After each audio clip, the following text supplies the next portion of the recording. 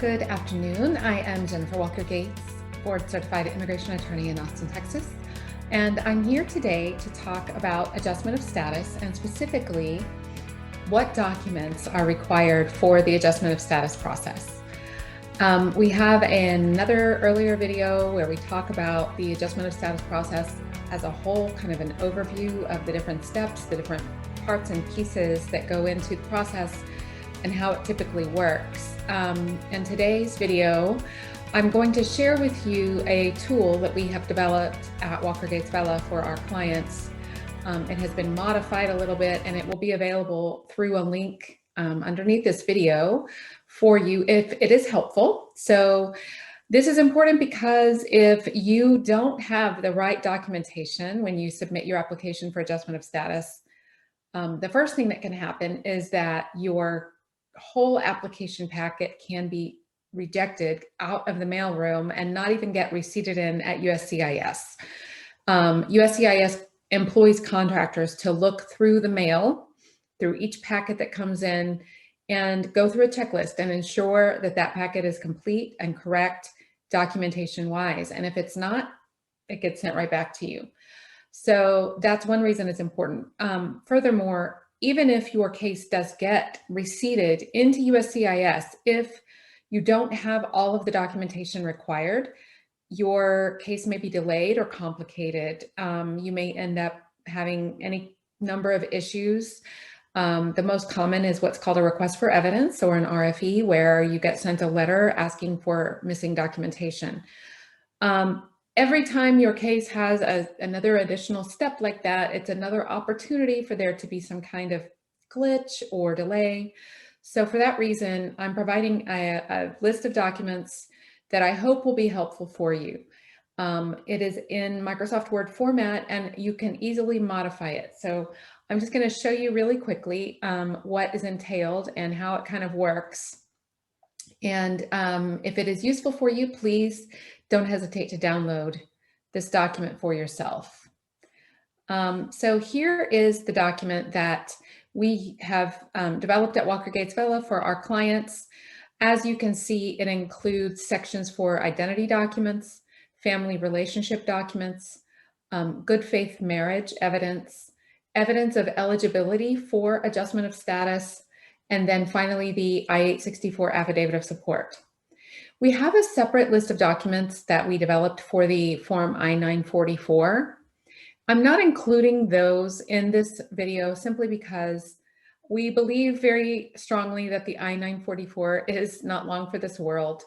It's an extremely long list of documents as well, and most applicants for adjustment of status are never going to have to file all of the documentation required under the I-944 because at this point, we expect that that form and that requirement for the I-944 Affidavit of Self-Sufficiency is simply going to be revoked in the next few months. So that would be a separate issue. If you do need to document your I-944, you're going to probably want to talk to an immigration attorney who can help you at least get that much done. But if you're working on your own, this document should be able to help you paper up your application for adjustment of status pretty effectively. So as you can see, this has all these different sections, these 5 sections of different types of documents. At the bottom of the page, in the footer of this document, we have a field for the petitioner sponsor, as well as for the beneficiary applicant. Okay, so the petitioner sponsor is going to be a US citizen, spouse, parent, or adult child, typically.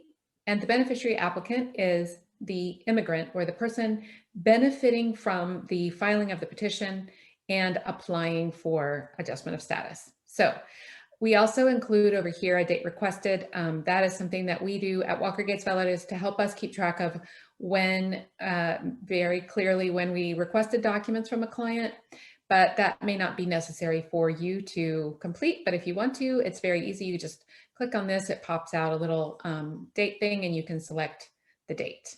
So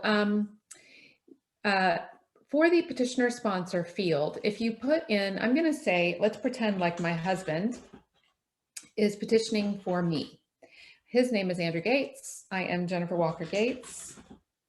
I'm going to fill in my name for beneficiary applicant and my husband's name for petitioner sponsor. And as you can see, our names populate throughout the form. Now, what we do with our clients is we go through this list with them to determine exactly what kind of evidence they're going to need. If it is a spousal application, then certainly plenty of good faith marriage evidence will be required. But regardless, everyone's case requires a birth certificate for the petitioner and a birth certificate for the beneficiary applicant. If the petitioner is also a U.S. citizen through naturalization, then that person is going to have to provide either a naturalization certificate or a passport as well. If they are a lawful permanent resident, they're going to need to provide a copy of their lawful permanent resident card. That's what LPR card stands for. Now, typically, spouses and beneficiaries of lawful permanent residents generally are not eligible for adjustment of status. So it would be rare that you would ask for this, but it can happen occasionally. So we include it here. This is a comprehensive list. Not everything is going to apply in every case. So that's why at Walker Gates Fellow, we simply go through, we've simplified this so that we can go through and click off the items that we want the person to bring us and make it quick and easy. So first thing that you're going to have to provide in any case is identity documents. You have to prove your identity, your nationality, and your immigration status of both petitioner and beneficiary. Okay, so that's what these documents will do. Next, family relationship documents. As it sounds, these are the documents that prove how the petitioner and beneficiary are related to one another, and whether they have children together, whether they have children apart, whether they have been married before. That would be provided via divorce decree, death certificates of former spouses, if any. These are the kinds of documents that will establish the lawful relationship between the petitioner and beneficiary, both as a married couple, if that's how they are related, as parent and child, if that's how they're related, and for purposes of immigration. So any of these that apply, just click them off, check them off, and there is your list. Next, good faith marriage. Now, this is really important if this is a couple that is where a petitioner is filing for a beneficiary who is a spouse, just as I've indicated here with my husband petitioning for me, okay? So the kinds of evidence that you may want to provide are included here. But you can also add to this list if there's anything you think of that could prove good faith marriage that is not already here. So again, you don't have to include every single type of evidence that is listed on this list, but it is a good idea to provide several different kinds of evidence of the good faith marriage. Now, if you watch the other video, you'll know that good faith marriage means this is not a marriage for immigration purposes. It is illegal to get married simply for immigration purposes. So you have to prove when you file for a spouse that you married this person not for immigration purposes, but because you really do want to live in marital union with that person. So these are the kinds of documents that prove that this is a real, live, loving relationship.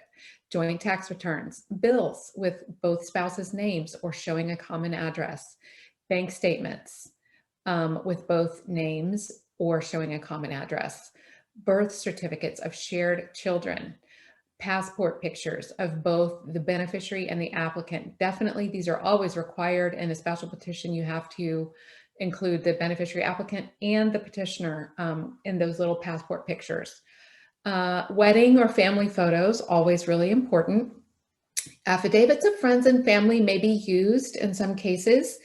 A lot of times people who are newlyweds don't have a lot of this other type of documentation yet.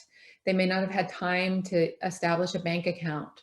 They may not have had time to get bills moved into both spouses' names. One of the spouses may not have immigration status yet. And so it can make it tough to kind of develop a lot of documentation.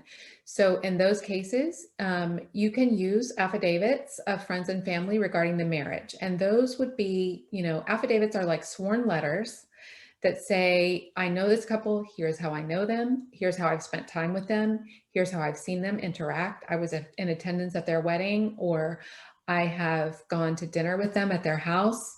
I have seen them interact with each other. I can attest to the fact that this is a valid relationship. And then you provide your contact information and you sign off and make sure your name is legible and printed on the letter, as well as your signature. So those can be used in cases where there isn't a lot of other, good faith marriage evidence. Biographic information is information that's going to be required in order to fill out the forms for immigration. Now, at Walker Gates Vela, we provide forms for our clients to fill out, or we send them a link to a client portal where they go in and fill out information that we need in order to complete the forms. So biographic information is simply listed on here so that you're aware that there's a lot of biographic information required for these forms. And what I mean by that is address history, where you're from, where you were born, where you've lived, where you've worked, where you've studied. A lot of that personal information about you and your biography and your personal history is required for this process. And at the bottom, there are additional cells on here if you need to add list of other documents to gather up. Moving on over to the eligibility evidence for adjustment of status itself. In most cases, you cannot adjust status in the United States. You cannot file for adjustment of status, which is your residency application in the United States, unless you can prove that you entered the United States with permission.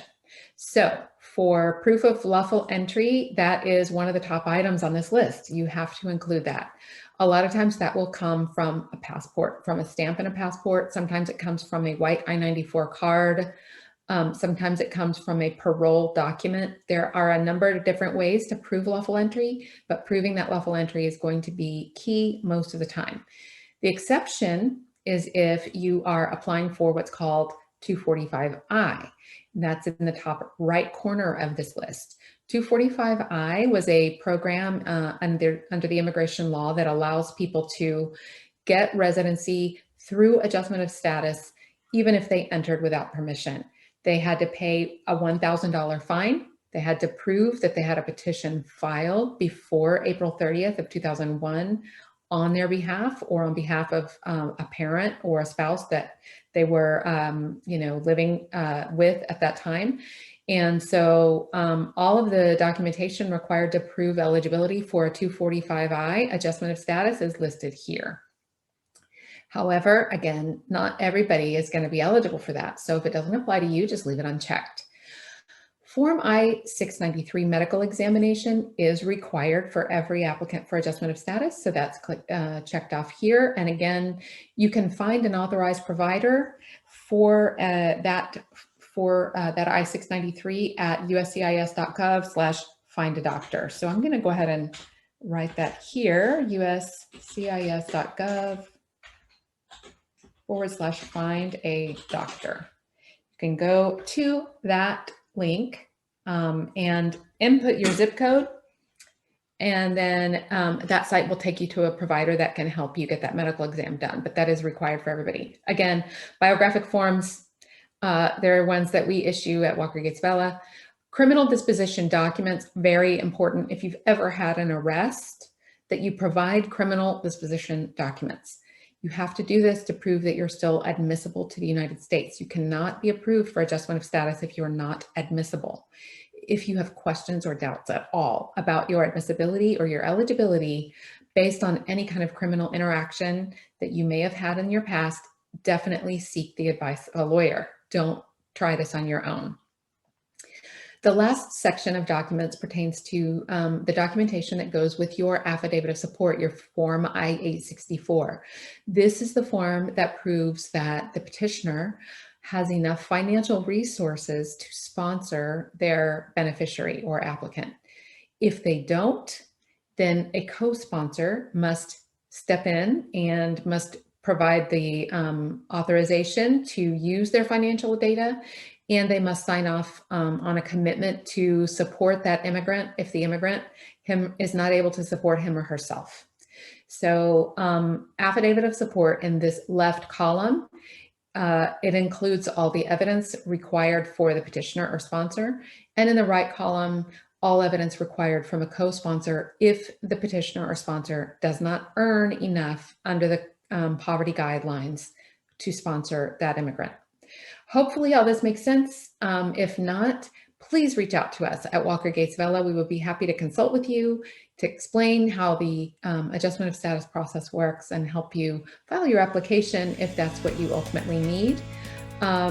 If this is a helpful video, give me a thumbs up, give me a like, subscribe to our YouTube channel, and by all means, click on the link underneath here so that you can have a copy of this list if it can be helpful for you. I hope that it can.